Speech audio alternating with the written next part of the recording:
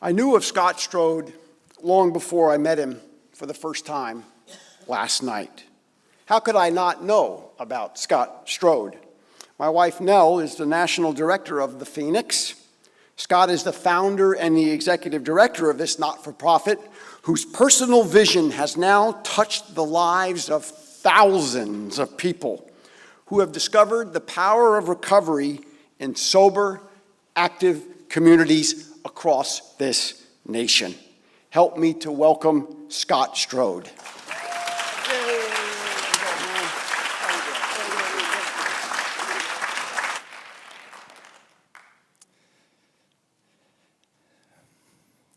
I couldn't have imagined that the most painful part of my life would lead me to the most meaningful part of my life.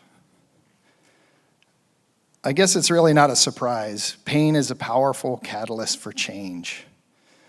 Countless nonprofits have been started because of an individual's personal struggle. Then they want to help others heal from that same struggle. Pain is actually so powerful that it started revolutions. But over the years, I've had the blessing to be able to see thousands of people tap into the resiliency of the human spirit. And what I've now come to believe is that pain actually isn't the most powerful catalyst. Hope is. Hope of a better life. Today, I want to talk about both those things, both pain and hope. So I grew up in a small town in Pennsylvania with my brother and sister. My mom and dad divorced when I was young, and we spent every other weekend with my father on his farm. That time that my brother and sister and I shared playing in the woods, fields, and streams of Pennsylvania, and playing behind my mom's home in a small neighborhood in Pennsylvania, are some of the most meaningful moments of my childhood. But not all of my childhood was nurturing. I struggle with a learning disability. And in those days, I was made to feel stupid because my mind didn't work the same way as other kids. My mom and dad each remarried and then divorced again. And my father had his own challenges. His father left him when he was young, and he carried that pain with him and passed it to us. He struggled with mental illness. So we never really knew which dad was going to show up that day, so we were always on edge as kids. His anger was scary. He was my size at that time, and when he would get mad, there was always a threat of physical abuse. He was emotionally abusive, and he would belittle us and shame us in public. That was really hard for my siblings and I. When my mom remarried, it introduced alcoholism into the family. A family outing on a Sunday was all piling in the station wagon and driving across the state line to Maryland to buy a handle of vodka because they didn't sell booze in Pennsylvania on Sundays. And a family picnic really wasn't a party until somebody went to the hospital for something alcohol-related. On top of that, and in spite of that, there was an expectation of being perfect. And we were always reminded when we'd fall short of that impossible goal. My mom did her best to insulate us from these things when we were kids, but it still had a profound effect on me. See, I believe that those childhood experiences, both positive and negative, start to forge the lens that we see the world through. And those early childhood traumas tint that lens ever so slightly that we don't even notice we're seeing through that. We make our decisions based on those experiences.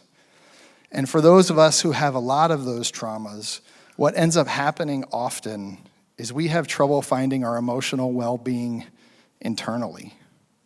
We're left looking for it outside of ourselves. Sometimes it's how much money do you make, or what do you look like, or did you achieve those goals you put out there in life? Sometimes we just numb it out with drinking or drugging and try to make that go away. Those things, those adverse childhood experiences, are ACEs, are something I encourage all of you to learn more about. I would look that up. The ACE study was amazing. I think it was like 70,000 people or something they studied in kind of middle income bracket. So it wasn't even folks that had other struggles that they were trying to overcome. But on the ACE score, I did my own ACE score, I'm about a 6.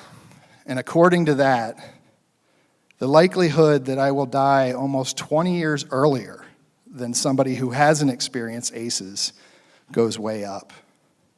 I'm more susceptible to depression, suicidality, substance use disorder, and chronic disease in general.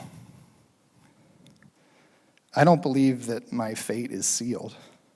I think I can change that life path. The challenge with ACEs, though, is they're often passed from generation to generation. There's a quote out there that says, pain is handed down from generation to generation until somebody decides they're willing to feel it. I wasn't ready to feel it yet. I was just 11 years old. So I picked up a drink for the first time at 11. By 15 years old, I was using cocaine, I was depressed, and I was suicidal.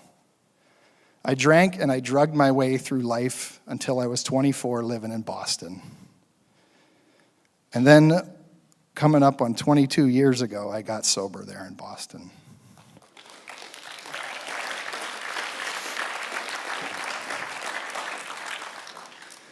I got into a boxing gym, and there was something special about getting in the ring for the first time.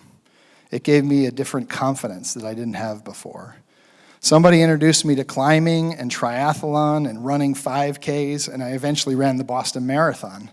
And every time I crossed the finish line, I stood a little taller, and I started to think that maybe the lessons I was taught as a kid weren't true.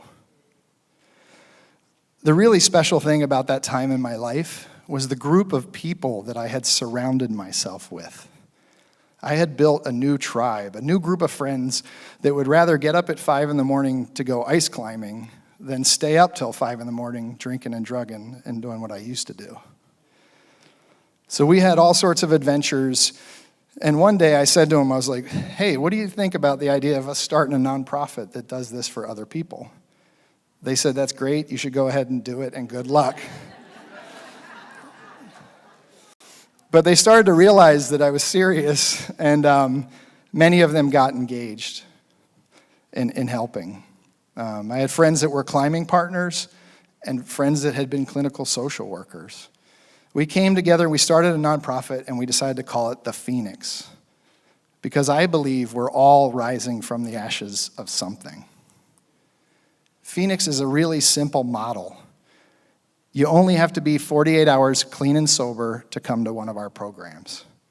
You have to adhere to a code of conduct that is designed to create a trauma healing environment. So essentially, anything that isn't nurturing isn't welcome at a Phoenix event. People show up at this event, and the first thing they say is it really free? And I say, yeah, it is. And then the second thing they said, totally free. And I say, yeah. But we have peer instructors, and many of our folks have walked the same path as the person walking through the door. So we go with them into the gym or into the climbing gym or into the yoga class, and we turn them onto a sport that meant a lot to us in our own recovery journey.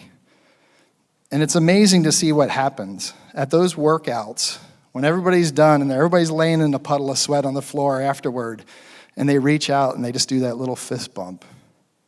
Phoenix just happened in that moment. That person started to think of themselves as more than just their ACEs, more than just their addiction story, and maybe for the first time in their life, they start to develop this positive identity. The thing about the Phoenix, though, is we don't really want to think of it as an organization. We're trying to think of it as a movement. This idea that if you need it, and you need your new tribe, and you need that support, that you could start something like Phoenix. We're doing our best to scale the program all over the country. In the last 12 years, we've gone from 3 states to over 22 states. And we're now in over 40 communities nationally.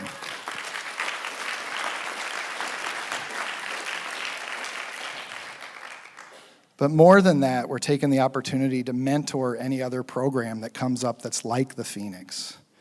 Because we can't be everywhere, and we need folks in communities around the country to start their own programs. That kind of brings me to my next part of the talk, which is about this business term that you may have heard called creative destruction. This idea that what we create today will be so much better than what we had yesterday that we will transform the landscape.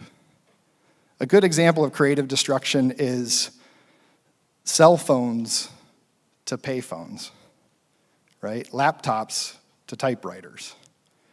We haven't had that kind of evolution in the recovery support space for a long time.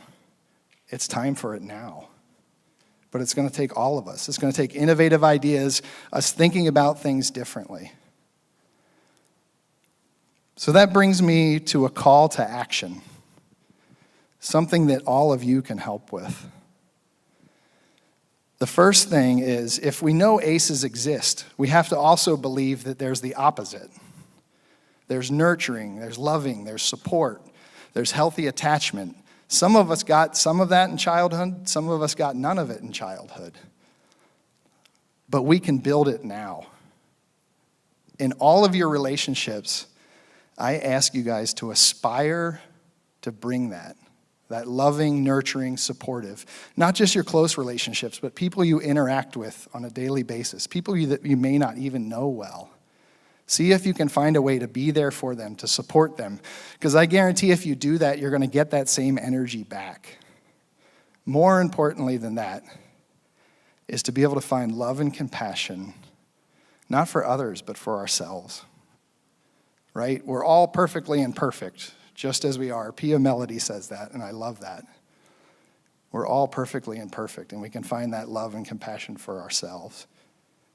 One of the Phoenix team members said to me, and it sticks with me, Phoenix didn't make me strong. They just reminded me that I am. So let's do that for others in our life, including our own children. The other thing I want to ask, because I know there's people that work in the treatment space out here, is those of you that are doing really good trauma work, I challenge you to think about how to get it outside of your office, how to get it outside the walls of your treatment center. How do we bring trauma healing into the world? Imagine if we could do trauma healing in prisons or in programs for people experiencing homelessness. Imagine if we could reach the 90% of people that never get to access formal treatment, or if we could even do it in high schools. And lastly, I ask you guys to join me in creating this revolution, right? This idea that we're going to do things so differently today that it's going to change the outcome tomorrow for people struggling with substance use disorder. And that's so important because if ACEs pass by generation, imagine the kids growing up under this addiction crisis. Imagine the next wave that's coming. The only way we can brace for that is for all of us to step into that work and form a revolution not born from pain, but born from hope. So we can hold up that light of hope for people that are still in the dark and tell them that recovery is possible and we're here for them. So thank you. Yeah.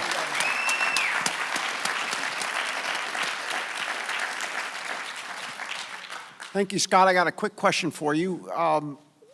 My colleague Brenda Eiliff is always reminding me about the role that addiction and recovery play in older adult populations. Sober, active community. How does that apply in an older adult population, knowing that we're in a state that has a lot of older adults who either are in recovery or need to be in recovery? Yeah, I mean, I think one thing I've learned as I've gotten older as an athlete is just being consistent. You got to move your body consistently. It doesn't have to be a lot, but you just got to move it consistently. So if you're in recovery and you want to organize something like this, get some friends together and do a walk. And maybe you conclude the walk at one of these beautiful vistas overlooking the ocean, and you just have a social event. The folks that can come on the walk, great. If people can go faster, they can jog a little bit. And other folks can just hang out and keep the coffee warm and kind of lead the social part. It's really about coming together. It's not always about the activity, it's about the tribe. Scott Strode. Thank you, Scott. Woo!